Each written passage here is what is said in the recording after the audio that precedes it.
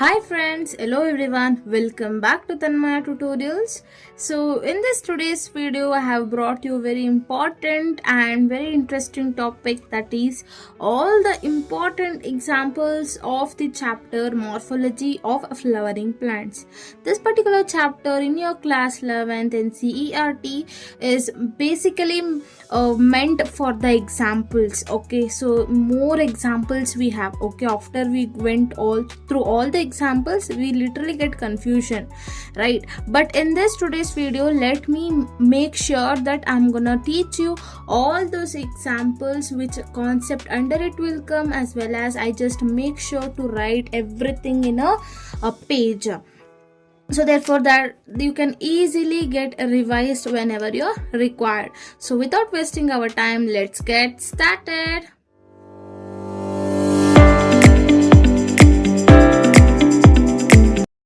So your first example of the chapter will begins at the concept called as types of leaves. In this morphology of the flowering plants, it's a very interesting concept where you're gonna learn about each and every part of the plant in detail. So in that you come for the types of the leaves. In that we have two particular leaves, which is called as simple leaves and a compound leaves. Where in simple leaves, the lamina, okay, so we know the leaf. Okay, if we consider this as a leaf, there will be incisions, right? In the leaf, like this, there are incisions. These are called as like incisions of the leaf. That particular incisions, if it does not touches to the midrib, this is the midrib, then it is called as a simple leaves. And if it is touches to the midrib, then it is called as compound leaves. So in that particular compound leaves, we have two types of compound leaves, that is pinnately compound leaves and palmately compound leaves. In this particular pinnately compound leaves, we have the example of neem. In the sense, in pinnately compound leaves, what will happen means there are number of leaflets. Okay, leaflets in the sense small leaves which is attached to the single midrib, which is called as the main axis, that is rachis. Okay, so that particular example they have given as neem. Obviously you have seen the neem, right? Okay, that is what we call it. Otherwise you have curry leaves where we have that particular single middle long axis, that is called as rachis. Okay, in that where many leaves has been attached. Okay, so that is a thing about the neem. And then second part is the palmately compound leaves. The palmately compound leaves, you have example of the silk cotton. Okay, so where the flower will look like where for a common point all the leaves has been attached to, that is called as palmately compound leaves. Okay, so next let us move to the next thing.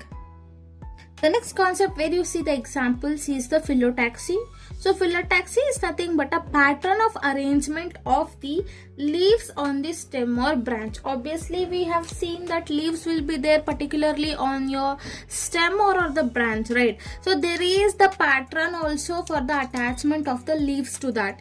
Okay, either it may be attached alternately or oppositely, right? So in that particular case we have once again the examples. So let us see. So in our video, the main concern is to see about all the examples in a page. Okay, so if I explain what is that particular leaves also means the video will be so long, so I thought to cut short this video to say only examples. If you really need the explanation of video, you can comment me below, so I just explain you in detail. So yes, so in that particular phyllotaxy we have the alternate phyllotaxy. So where this particular alternate phyllotaxy can be seen in, that is CMS.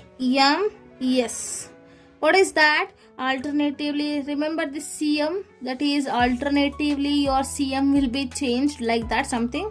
So yes, okay, that is yes, right, you are right, like that. Okay, so CMS, what is that CMS? First comes your China rose, M for mustard, and S for sunflower, where you can see the alternate phyllotaxy. Next is for opposite.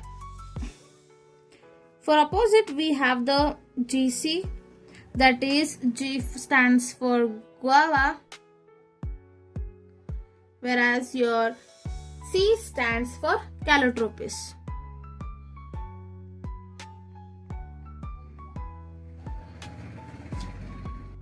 Next comes your wordlet. So in the sense where more than two leaves will be arising from a same node, okay, at a node, okay, which looks like a whorled one, okay, like a flower type structure will be there for the leaves. So example for this, we have only one example, that is Alstonia. Okay, see the wordlet and Alstonia. This feels some new words, some very what can I say, trendy words like that. Okay, you can easily remember wordlet and Alstonia. Okay, something very unique words. Okay, so yes. Next concept where we study about the examples is the flower, where in flower we have classified it based upon the symmetry on which we can cut them. That is, we have radial symmetry, which is called as actinomorphic. We have bilateral symmetry, which is zygomorphic, and another one we have, that is where it cannot be divided. Okay, it is irregular one. So let us go through all these examples. So next, so that is actinomorphic in the sense, so we can cut the flowers into two equal alls, okay, where that is through any radial plane, okay, but which should pass through the center. That is about actinomorphic, where we have the example of chili, mustard and datura, CM, okay, D. And next we have zygomorphic. Zygomorphic in the sense they can be cut into two equal alls, but only through the single plane, but which passing through the center, single plane. Okay, that is bilateral symmetry. We have the example of pea, bean, gulmohar and cassia. And next we have asymmetrical, which cannot be divided. It is nothing but it is having irregular shape. If I cut into two equal parts, it will not get a two equal parts, okay, by passing through any plane. So I'm not getting a symmetric nature, in the sense same parts nature. So therefore that example we have as a kenna. So now let us move on to the next thing. So the next thing what I want to say is the see, based upon the position of the floral parts upon the thalamus, so we have defined the different flowers into different categories. We have hypogynous, perigynous and epigynous. See, hypogynous flowers in the sense, obviously you know the flower where you're gonna having the male part male part androecium, female part gynoecium, some thalamus, some petals, tepals, everything, right? So in that particular thing, what happens is your gynoecium, okay, female part, gynoecium is at superior position, that is the highest position, where the remaining part of the flowers is just situated below it. That is called as hypogynous flower. Once again we have the example of mustard, china rose, brinjal. Okay, you can remember MCB or CMB, however, okay, how you can remember like that. Next we have perigynous. So perigynous in the sense, what happens here is here, and if gynoecium is there, no, it is situated at the center. Perigynous means what? At the center, okay. So and other parts of the flower are just located on the thalamus in the same level. That is what it makes to look, where every part is looking on the same level. That is what in the perigynous, which will look situated at the middle.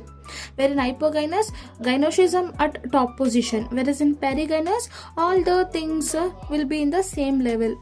But in the case of epigynous, what happens is your gynoecium has been enclosed within the thalamus. That is, I can say it as an inferior gynoecium. Here it is a of inferior, we can say, but this particular thing is superior gynoecium, okay, that is the thing. So in perigynous we have example of plum, peach and rose, okay. You can remember P and P, plum, perigynous means P for plum, P for peach and rose, okay. And next is epigynous. Epigynous I have already said, that is the gynoecium is completely getting fused in the thalamus. That is, we have the example of guava, cucumber as well as the ray florets of sunflower. So next topic is the aestivation. See, aestivation in the sense, the mode of or pattern of arrangement of the petals or sepals. Obviously we know the petals, right? Obviously it will be arranged in some pattern, right? So that particular pattern arrangement with respect to other members itself is called as, in the floral bud, okay, itself is called as aestivation. In that particular aestivation, we have velvet aestivation, twisted aestivation, imbricate aestivation and vexillary aestivation. this velvet estivation we have example as calotropy is only one example you can remember. And next is twisted estivation. So next we have that is twisted estivation. The examples are you have cotton, you have China rose, and you have lady's finger. Next, imbricate estivation, that is you have cassia, you have gulmohar, and you have vexillary estivation, that is pea and beans. Okay, so vexillary estivation is also known as papilionaceous estivation. Okay, so this velvet estivation in the sense your sepals or petals is there, no, it has been touched with each other. Okay, they have not overlapped. Okay, without overlapping, they are just they present at the margins. Okay, one after another. And twisted estivation means where one of the margin of your appendages has been overlapped with the next petal. Okay, next petal's margin, so that make it giving a twist look, twist appearance. That is the twisted estivation. Where imbricate estivation means it is almost, it has been overlapped. Okay, but it is not overlapped in particular manner or not overlapped in particular format or pattern. That is the imbricate estivation.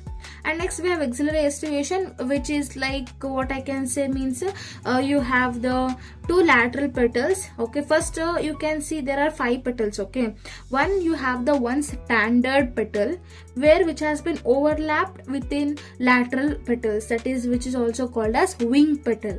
That particular wing petal which in turn overlap with the 2 small petals which is called as anterior petals or keel petal.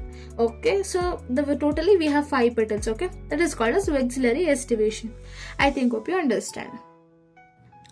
So next we have that is on the concept called as androecium. That is obviously we know it's a male reproductive part, right? So in that particular androecium we know that we have a stamens, where stamens are the individual unit of your androecium. So that particular stamen, if it is attached to the petals, then it is called as epipetalous, where we have the example called as the brinjal. And next we have the epiphyllous. Epiphyllous in the sense when the your stamens is there, no, they have been attached to the perianth. Okay, so perianth in the sense so sometimes in the flowers you have sepals, right? Sepals and petals. Okay, they actually look similar, which is also called as tepals. We will call it as usually tepals, which is also meant by perianth.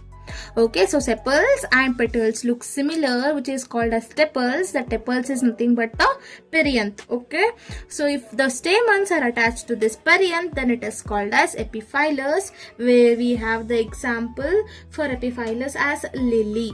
In lily we don't have separately as sepals or petals. Okay, both has been like looking like a similar one. Okay, which is called as perianth. So next in the same androecium part only we have another one thing, that is obviously we know in some flowers there are number of stamens, right? Those particular number of stamens, they may unite to form a single bundle or 2 bundle or 3 bundle. That particular thing itself is called as this adelphes. That is we have monoadelphous, diadelphous and polyadelphous. In the case of monoadelphous we have the example of China rose, and then for the diadelphous we have the example of pea, and for polyadelphous we have the examples of citrus. So next we have this gynoecium. So obviously we know that in gynoecium we have a individual units. So that is we have that particular carpels, right? Carpels are the individual units as like as stamens. So in that particular carpels, they may be attached or they may be free. Okay, so if all the carpels combined to form a single unit or many units, okay, if it is like attached, okay, or fused, that is in the case of syncarpus. Okay, you have the example called mustard and tomato. And next, so the carpel which are present may be free, which are not attached at all. So where we have the examples of lotus and rose. See, both are, you can easily remember, free. So that is lotus and rose, like they are flowers, right? They are free. Okay, but mustard and tomatoes, okay, so that is syncarpus, that is fused one. Okay, which is in we can remember like that. Okay, so yes, now let us move to the next examples. The next important example which come under the placentation. Actually, this concept is very important, my dear students. You should not miss this concept. At least for your 5 marks, they will ask these questions, and examples are damn important in this case of placentation. So finally, we have 5 types of placentation: marginal, axile, parietal, free central, and basal placentation. Where the marginal placentation, the placentation where it will so first of all, let us understand placentation. See, we have that particular ovules or ovaries, right? So that each ovary is there, no, what we will call it as the body. In that particular, it will bears the ovules, obviously seeds, okay, that is future seeds will be there. It will be attached to one of the flattened cushion like structure which is called as placenta. That particular placenta arrangement is also, we are having different types. Based on that, we have marginal placentation, which means nothing but the placentation which is formed a ridge along the ventral suture. In the sense, you can observe in your pea or beans, okay, where you see the ventral sutures will be there, where you open, where you can see the seeds inside. That is the marginal placentation, where we have the example, best example as the pea. And next we have axile placentation, which is nothing but where you can easily observe that particular thing in China rose, that is hibiscus, where we have done the dissection of that in your lab. We will do this first, the presentations. Observing the presentation, you can easily understand there. Where there is the ovules which is attached to the multilocular ovary. Multilocules in the sense there are 3 locules is there, okay.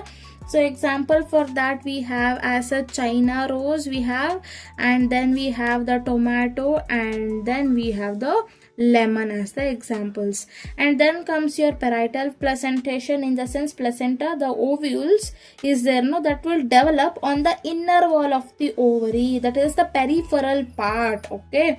So and what happens is, the special case about this parietal is, actually there is a one chamber, there will be no chambers, okay, only one chamber will be there, that will become the 2 chamber due to the formation of the false septum. Very important, where is a false septum is formed, that is in your parietal, they ask many times. And examples you have as a mustard and a argemone, okay, argemone or argemone, how you pronounce, you can, okay.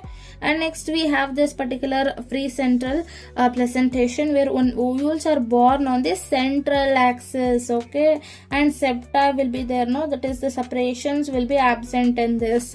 And example we have as a dianthus, and then we have the primrose as the example, my dear students. And next the last example is, that is basal placentation, that is the placenta will develop at the base. So in the name only we have, that is at the base of the ovary, only single ovule, that is single future seed will be developed, that is attached to which it is called as a basal placentation. And example you have as a sunflower, that is mainly you can see this particular placentation in your flowers, okay. And this is marigold, okay, the usual what we will use the flowers, no, in that particular flowers you can see.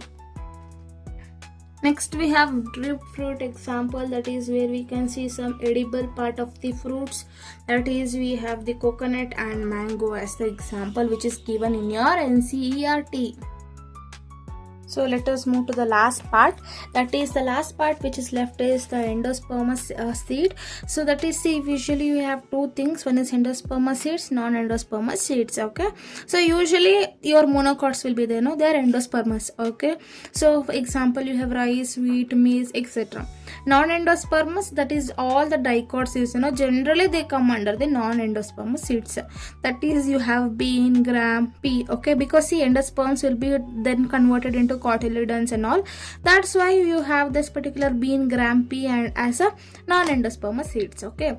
But very important, now I am saying exceptions. Always, exceptions are always asked, okay. This particular exceptions you must remember, that is, though orchids is there, though it is a monocot, but it is not having the endosperm. Orchids are the monocots, but it is non-endospermous, that is, it is exception. Next exception is your castor, though it is a dicot, it should be the non-endospermous, right, but it is having the endosperm. That is a thing. Endosperm is nothing but the nutritious food which was there, which was developed by the triple fusion to provide the nutrition for the developing embryo. That particular endosperm I am talking about. That particular endosperm will be emptied in your dicots, which will be converted to the cotyledons for the storage body. But in the monocots, it will be not converted because it's only one cotyledon we can see. So storage food will be in the endosperm only. Okay, so I think hope you understand. So this was about my video. The content for this particular video, that is all the examples from your chapter morphology. I have covered all the example given in your NCERT textbook. I think hope you like this video. So please like the video and share with your friends. Usually you will not share with your friends. Please share it with your friends. It is very useful for them. And subscribe to my channel. So thank you for watching this video. Have a great day.